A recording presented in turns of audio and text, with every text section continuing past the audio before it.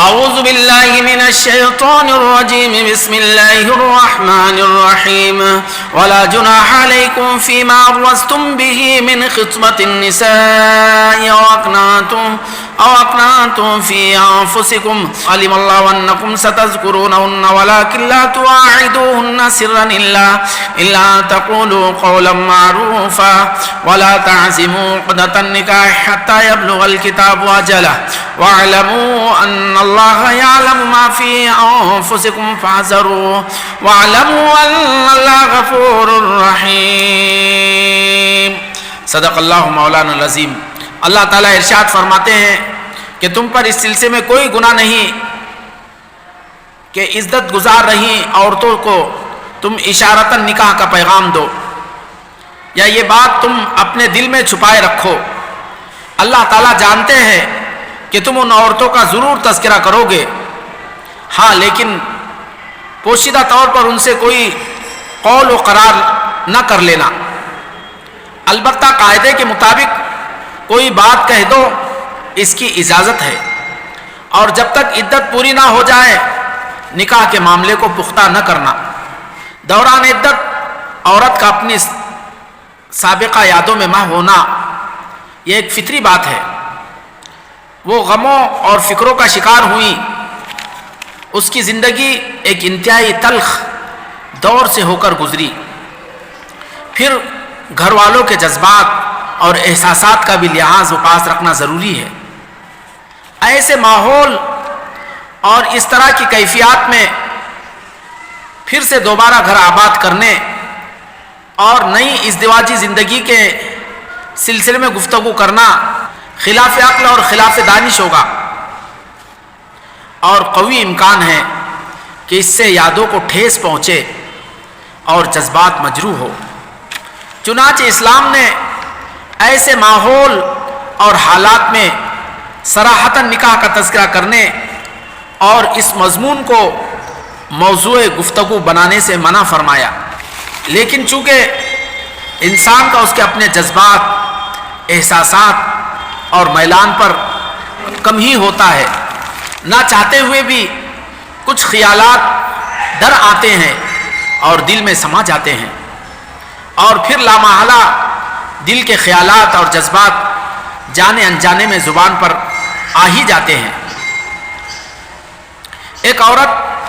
جو اپنے شوہر کے انتقال کے بعد ابھی عدت کے دن کاٹ رہی ہو، بہت ممکن ہے کسی مرد کے دل میں اس کی طرف رجحان ہو اور اس سے نکاح کرنے کی رغبت اس کے دل میں پیدا ہو، اور وہ اس میں پیش قدمی کرنا چاہتا ہو۔ چنانچہ اسلام نے دل میں پیدا ہونے والے اس فطری جذبے اور میلان کو جائز ٹھہرایا، اور اس میں کسی حد تک اقدام کرنے کی اجازت دی، لیکن اس کو صرف اشارتاً اور کنایے کی حد تک محدود رکھنے کا حکم دیا، تاکہ عارضی پیدا شدہ ماحول اور کیفیات کے خلاف نہ ہو، اور کسی کی دل شکنی نہ ہو، اور کسی کے دل شکنی و آزردگی کا سبب نہ بنے۔ فرمایا ولا جناح علیکم فیما عرضتم به من خطبۃ النساء، کہ تم پر اس سلسلے میں کوئی گناہ نہیں کہ عدت گزار رہی عورتوں کو تم اشارتاً نکاح کا پیغام دو۔ حضرت عبداللہ ابن عباس رضی اللہ عنہ نے اس کی تشریح اس طرح کی، جس کو امام بخاری علیہ الرحمہ نے بخاری میں تعلیقاً بیان فرمایا، ہوا ان یقول الرجل انی ارید التزویج، کہ ایک شخص مطلقہ خاتون کے موجودگی میں یوں کہے کہ میرا بھی نکاح کرنے کا ارادہ ہے، یا پھر وَإِنَّ النِّسَاءَ لَمِنْ حَاجَتِي، عورتوں سے نکاح کرنا اس وقت میری بھی ضرورت ہے، یا پھر وَلَوَدِدْتُ أَنَّهُ تَيَسَّرَتْ لِي امْرَأَةٌ صَالِحَةٌ، میری بھی یہ تمنا ہے کہ کوئی نیک خاتون مجھے دستیاب ہو جائے۔ اس طرح کے جملوں کے ذریعے ان تعریض کرنے کی عبداللہ ابن عباس رضی اللہ تعالیٰ عنہ نے اجازت دی ہے۔ عدت گزار رہی وفات شدہ مرد کی بیوی کو اس طرح اشارتاً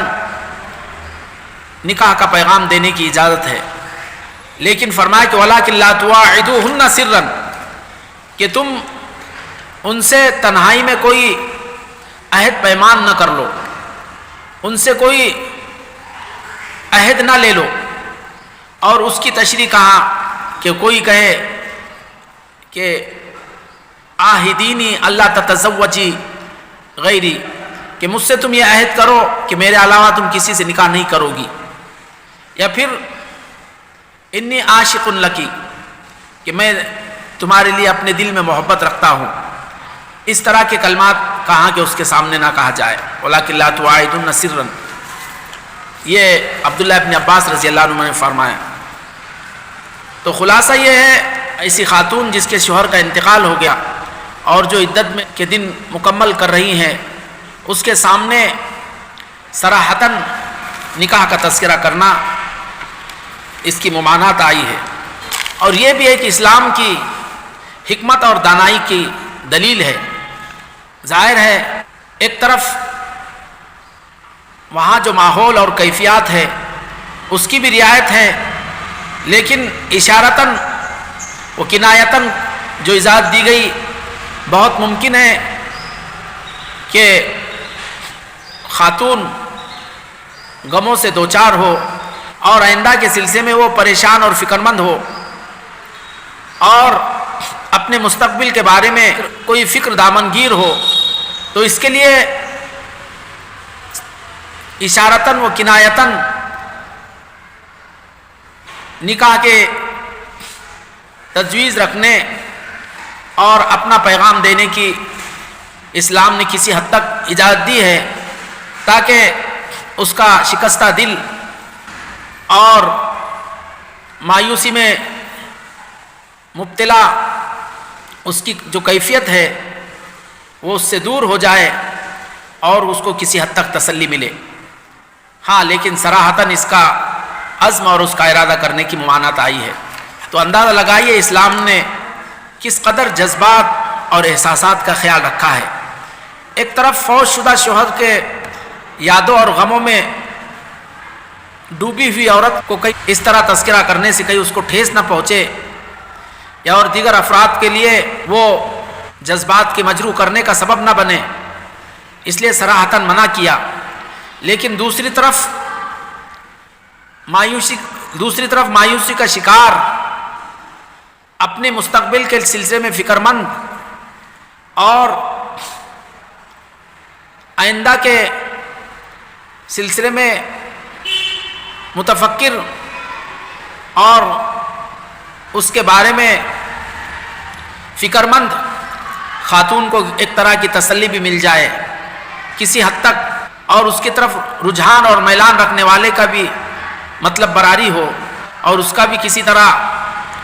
اس میں اشارہ مل جائے۔ اس کے لیے اندازہ لگائیے اسلام نے یہ دونوں ہی پہلوؤں کو مد نظر رکھتے ہوئے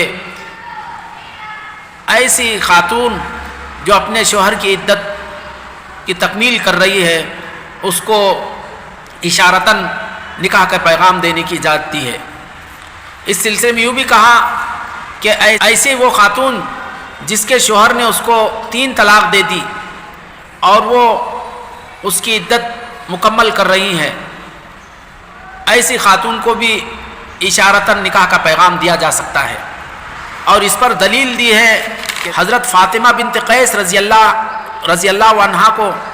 جب ان کے شوہر نے 3 طلاق دے دی تو اللہ کے نبی پاک صلی اللہ علیہ وسلم نے انہیں حضرت عبداللہ ابن ام مکتوم کے گھر عدت گزارنے کا حکم دیا، اور ساتھ ہی یہ بھی کہا کہ فیضا حللتی فآذنینی، کہ جب تم اپنی عدت سے پوری کر چکو اور تمہارے لیے جب نکاح کرنا حلال ہو تو ایسی صورت میں مجھے بتلانا، مجھے خبر دینا۔ تو اس میں بھی اشارہ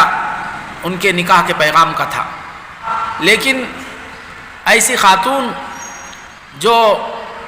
مطلقہ رجیع ہو، یعنی جس کو اس کے شوہر نے طلاق رجیع دی ہو 1 یا 2، ایسی خاتون کو دوران عدت کسی طرح نہ صراحتاً نہ اشارتاً نکاح کا پیغام دینا کسی طرح جائز نہیں ہے۔ تو یہ تمام مسائل اس آیت کے ضمن میں